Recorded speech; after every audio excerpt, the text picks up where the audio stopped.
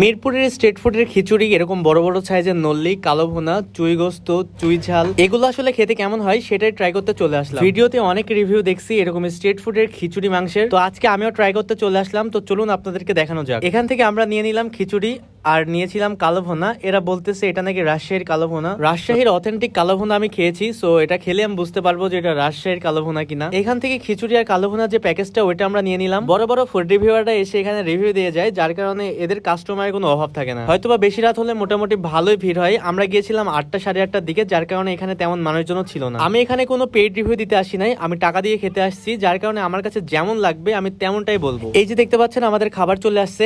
এখানে দিয়েছে 2 পিস শসা, 1 পিস লেবু, 2 রকমের ভর্তা। আর যে কালো ভুনা নিয়েছিলাম সেই কালো ভুনা দেখেন কয় পিস দিয়েছে এখানে আপনাদেরকে একটু গুনে দেখাই। 1 পিস, 2 পিস, 3 পিস, 4 পিস, ছোট ছোট 4 পিস মাংস। তো যাই হোক, খাবারের টেস্টের দিকে আসা যাক। খিচুড়ির টেস্টের কথা যদি বলি, খিচুড়িটা খেতে সত্যি অনেক মজার ছিল। কালো ভুনা দিয়ে